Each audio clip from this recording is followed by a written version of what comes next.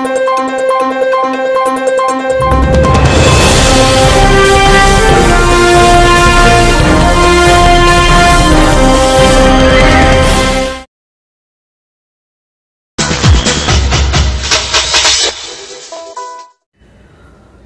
नाशिक मुंबई महामार्गावरील प्रलंबित कामे तातडीने पूर्ण करा. मुख्यमंत्री एकनाथ शिंदे. रस्त्यावरील खड्डे बुजवण्यासाठी लिओ पॉलिमर टेक्नॉलॉजी हे तंत्रज्ञान दीर्घकाळ टिकाऊ असल्यानं मुंबई नाशिक महामार्गावरील खड्डे बुजवण्यासाठी या तंत्रज्ञानाचा वापर करण्यात येणार आहे. ज्या ज्या ठिकाणी खड्डे पडलेत किंवा वाहतूक कोंडी होते अशा सर्व ठिकाणी मुख्यमंत्री एकनाथ शिंदे यांनी पाहणी करून हे खड्डे तत्काळ लिओ पॉलिमर टेक्नॉलॉजीचा वापर करून खड्डे बुजवण्याच्या सूचना संबंधित अधिकाऱ्यांना दिल्या आहेत. त्याचबरोबर ठाणे नाशिक महामार्गावरील रस्त्याची प्रलंबित कामे तातडीने पूर्ण करावीत असे निर्देश मुख्यमंत्री एकनाथ शिंदे यांनी संबंधित अधिकाऱ्यांना दिले आहेत. मुख्यमंत्री एकनाथ शिंदे यांनी शुक्रवारी ठाणे नाशिक महामार्गावरील खारेगाव ते पडघा, तळवली ते शहापूर या रस्त्यांची पाहणी केली. या रस्त्यावरील वाहतूक कोंडी होण्याची कारणं पाहण्यासाठी तसेच रस्त्यावरील खड्डे बुजवण्यासंदर्भात होत असलेल्या कामांची मुख्यमंत्र्यांनी स्वतः रस्त्यावर उतरून पाहणी केली आहे. यावेळी प्रसारमाध्यमांशी ते बोलत होते. यावेळी ठाणे महानगरपालिका आयुक्त सौरभ राव, MMRDAचे आयुक्त संजय मुखर्जी, जिल्हाधिकारी अशोक शिनगारे, MSRDCचे व्यवस्थापकीय संचालक तथा उपाध्यक्ष अनिल गायकवाड, पोलीस अधीक्षक डॉक्टर डी स्वामी, वाहतूक उपायुक्त डॉक्टर विनयकुमार राठोड, महामार्ग सुरक्षा पोलीस अधीक्षक डॉक्टर मोहन दहिकर, पोलीस उपायुक्त SV शिंदे, रस्ते वाहतूक व महामार्ग मुख्य अभियंता तथा प्रादेशिक अधिकारी अंशुमली श्रीवास्तव, MMRDA मुख्य अभियंता SK सुरवसे, अधीक्षक अभियंता रमेश किस्ते, भारतीय राजमार्ग प्राधिकरण प्रकल्प संचालक BS साळुंके, सार्वजनिक बांधकाम विभागाचे अधीक्षक अभियंता SA तांबे तर कार्यकारी अभियंता सुनील पाटील यांच्यासह इतर संबंधित अधिकारी उपस्थित होते. यावेळी माध्यमांशी बोलताना मुख्यमंत्री शिंदे म्हणाले की ठाणे नाशिक हे जे अंतर आहे ते पार करण्यासाठी सध्या नेहमीपेक्षा जास्त वेळ लागतोय. या मार्गांवरील खड्ड्यांमुळे तसेच येथील अवजड वाहनांच्या वर्दळीमुळे ही परिस्थिती उद्भवली आहे. सार्वजनिक बांधकाम, महाराष्ट्र राज्य रस्ते विकास प्राधिकरण, MMRDA, पोलीस या संबंधित विभागांची बैठक घेऊन यामध्ये अवजड वाहने आहेत त्यांना पार्किंग लॉटमध्ये पार्क केल्यानंतर वाहतूक सुरू करण्यात यावी. जेव्हा ट्रॅफिक कमी होईल तेव्हा अवजड वाहने सोडण्यात येतील अशा प्रकारचं नियोजन करण्यात आलं आहे. त्याचप्रकारे JNPT येथून येणाऱ्या वाहनांसंबंधी रायगड, ठाणे व पालघर या तीनही जिल्ह्यांच्या जिल्हाधिकारी, पोलीस आयुक्त व पोलीस अधीक्षक यांना या वाहनांसंबंधी आवश्यक ते नियोजन करण्याच्या सूचना देण्यात आल्या आहेत. तसेच समन्वयाचे वाहतुकीचे नियमन होईल याकडे लक्ष देण्याच्या सूचना दिल्या आहेत. पावसात पडलेल्या खड्ड्यांमध्ये कुठल्याही प्रकारचं बांधकाम साहित्य टिकत नाही. त्यामुळे खड्डे बुजवण्यासाठी SMC इन्फ्रास्ट्रक्चर लिमिटेडच्या अभियंत्यांनी शोध लावलेल्या लिओ पॉलिमर टेक्नॉलॉजी या तंत्रज्ञानाचा वापर करण्यात आलाय. यामध्ये फायबर आहे, यावरून अवजड वाहने सुद्धा जाऊ शकतात. या तंत्रज्ञानाचा वापर करून या महामार्गावरील मोठे मोठे पॅच भरून काढण्याचं काम युद्धपातळीवर सुरू आहे. ठाणे नाशिक व नाशिक ठाणे या संपूर्ण रस्त्यावरील खड्डे बुजवण्याचं काम या तंत्रज्ञानानेच करण्यात येणार आहे. ही पद्धत टिकाऊ आहे, त्यामुळे लोकांना प्रवासात खड्ड्याचा त्रास होणार नसल्याचं मुख्यमंत्री शिंदे यांनी म्हटलंय. तुमचं बघ ना कॅमेरा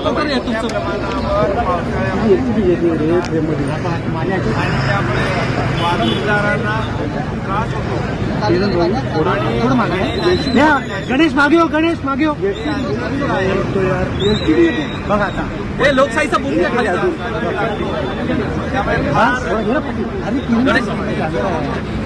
त्यामुळे गेल्या आठवड्यामध्ये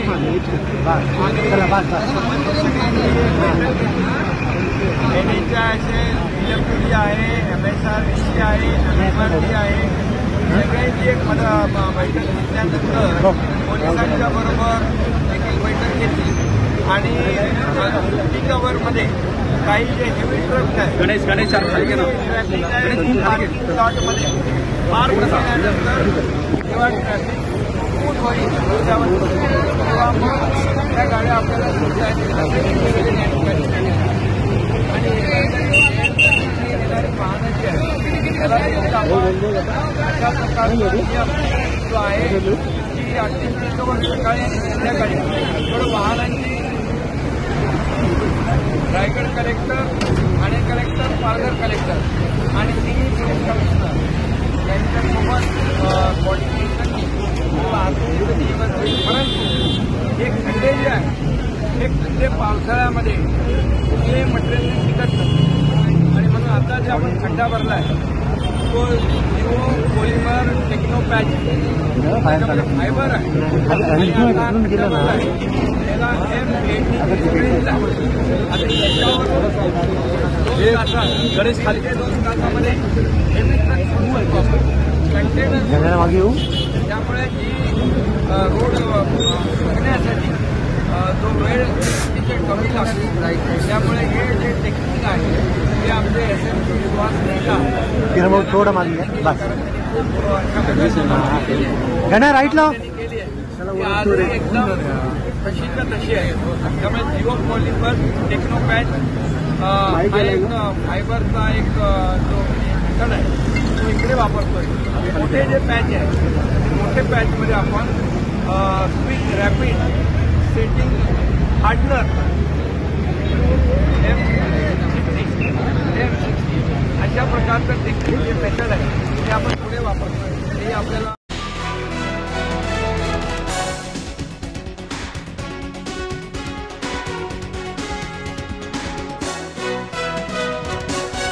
पुराव्यासह तक्रारी करून देखील आयोग गंभीर नाही. निवडणूक आयोग म्हणजे सत्ताधाऱ्यांची खासगी यंत्रणा.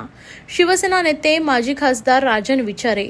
शिवसेना उद्धव बाळासाहेब ठाकरे पक्षाचे माजी खासदार राजन विचारे यांनी लोकसभेच्या पराभवानंतर आपल्या पराभवाची कारणं शोधली असल्यास त्यावेळी असं निदर्शनास आलंय की जनमत आपल्या बाजूने असताना पैसा व सत्तेचा वापर करून निवडणूक यंत्रणांमध्ये आपल्या जवळच्या अधिकाऱ्यांच्या नेमणुका करून सत्ताधारी आपली पोळी भाजून घेत असल्याचा गंभीर आरोप विचारे यांनी ठाणे जिल्हाधिकारी यांच्याकडे आयोजित केलेल्या बैठकीत केला आहे. त्यावेळी जिल्हाधिकारी व सर्व निवडणूक अधिकारी वर्ग तसेच ठाणे, नवी मुंबई, मीरा भाईंदर शहराचे जिल्हा प्रमुख, शहर प्रमुख व इतर पदाधिकारी मोठ्या संख्येने उपस्थित होते. भारत निवडणूक आयोग वारंवार असे सांगतो की निवडणूक प्रक्रिया संपूर्ण पारदर्शक आहे, परंतु यामध्ये अपारदर्शकता असल्याने ठाणे लोकसभेचे माजी खासदार राजन विचारे यांनी मुख्य निवडणूक आयुक्त दिल्ली, मुख्य निवडणूक अधिकारी महाराष्ट्र राज्य तसेच निवडणूक निर्णय अधिकारी ठाणे जिल्हाधिकारी यांना 18 व 19 जुलै रोजी पत्राद्वारे लोकसभा निवडणूक प्रक्रियेतील झालेल्या अपारदर्शकता संदर्भात पत्र दिलं आहे. परंतु अद्यापही याचं लेखी उत्तर प्राप्त न झाल्यानं शिवसेना उद्धव बाळासाहेब ठाकरे पक्षाच्या शिष्टमंडळाने निवडणुकी संदर्भात पुन्हा स्मरणपत्र देऊन पत्रामध्ये नमूद केलेल्या वस्तुस्थितीचा खुलासा सादर करावा अशी मागणी केली आहे. संदर्भात त्यांनी जिल्हाधिकाऱ्यांची भेट घेतली आहे. मला वाटतं आज कलेक्टर साहेबांना आम्ही गेल्या लोकसभेमध्ये कशा पद्धतीने चुकीचं काम या ठिकाणी झालं होतं आणि ज्या ज्या अधिकाऱ्यांनी या ठिकाणी बोगस यादी त्या ठिकाणी बनवली होती. आज तुम्ही बघितलं असेल या ठिकाणी या ठाणे लोकसभा मतदारसंघामध्ये या मीरा भाईंदरमध्ये जवळजवळ बघितलं असेल 34,000 नावं त्या ठिकाणी दुबार त्या ठिकाणी नावं केली होती. म्हणजे एक माणूस 2 वेळा मतदान करत होता. त्यानंतर ओळा माझी ओढा 29,082 एवढी दुबार नावं होती. त्यानंतर कोपरी पाचपाकडी येथे 21,000 दुबार नावं होती. त्यानंतर ठाणे विधानसभा 16,760 नावं होती. त्यानंतर ऐरोली विधानसभा 39,000 नावं होती आणि बेलापूरमध्ये 25,000 नावं होती. अशी टोटल मिळून 1,66,000 अशी या ठिकाणी दुबार नावं, जेणेकरून त्या मतदारांनी एका ठिकाणी मतदान करून दुसऱ्या यादीमध्ये जाऊन ते हे पुसून त्या ठिकाणी दुसऱ्यांदा जाऊन मतदान करा, अशा पद्धतीने या ठिकाणी बोगस दुबार नावं या ठिकाणी टाकली होती. त्याचबरोबर काही ठिकाणी मशीन ज्या होत्या ह्या 12 तास चालून सुद्धा त्या ठिकाणी 99% त्या मशीन्स बॅटरी त्याची दाखवत होते. 12 तास एखाद्या मशीन चालल्यानंतर आणि यांच्या 17C मध्येच नोंद केलेली आहे. 17C चा जो फॉर्म आहे त्याच्यामध्ये त्या ठिकाणी 99% त्या ठिकाणी दाखवते. त्यानंतर काही ठिकाणी ह्या मशीन्स 5:29 बंद केल्या. या 17Cच्या रेकॉर्डच्या मुळे आम्हाला या सर्व गोष्टी समजत आहेत, त्यांचाच रेकॉर्ड. आणि अशा पद्धतीने त्या ठिकाणी दुबार नावं च्या नावाखाली त्या ठिकाणी ही बोगस 1,66,910 एवढं मतदान त्या ठिकाणी लोकसभेला त्या ठिकाणी केलं होतं। त्याचबरोबर कित्येक ठिकाणी ज्या मतदारांची या ठाणे लोकसभा मतदारसंघ कित्येक लोकांची नावच नव्हती।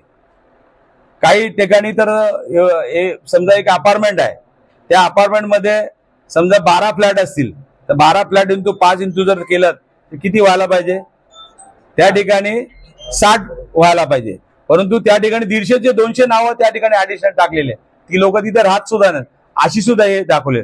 आज तुम्ही बघितलं असेल, आज संपूर्ण या तुम्ही बघितलं असेल ही ठाणे विधानसभेचा हा विषय आहे। आता इथे बघा तुम्ही, अग्रवाल राधा अशोक इथे दाखवलंय 49 वय, इथे दुसरं परत या यादीमध्ये अग्रवाल राधा अशोक 64 दाखवले वय, इथे तिसऱ्या ठिकाणी अग्रवाल राधा अशोक 49। अशा पद्धतीने 3 ठिकाणी त्या ठिकाणी या यादींमध्ये नावं टाकलेली आहेत, म्हणजे ते काही ठिकाणी दुबार केलेले आहेत। अशा पद्धतीने आज आम्ही संबंध कलेक्टर साहेबांना ही संपूर्ण 148 ठाणे विधानसभा मतदारसंघातले या ठिकाणी दुबार नावाची ही संबंध यादी, हे काम इलेक्शन डिपार्टमेंटचं आहे।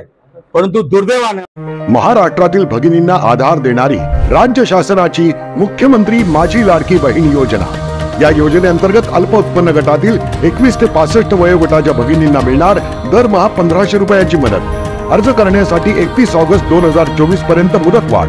कुटुंबाचं वार्षिक उत्पन्न 2.5 लाख रुपयांपेक्षा कमी असलेल्या महिला पात्र, कुटुंबाकडे पिवळं किंवा केशरी रेशन कार्ड असल्यास उत्पन्नाचा दाखला आवश्यक नाही। पांढरं रेशन कार्ड असेल किंवा रेशन कार्ड नसेल तर कुटुंबाचं वार्षिक उत्पन्न 2.5 लाखांपेक्षा कमी असल्याचा दाखला आवश्यक। योजनेसाठीचा ऑनलाईन अर्ज नारी शक्ती दूत ऍप वरून किंवा पोर्टलवर भरता येईल।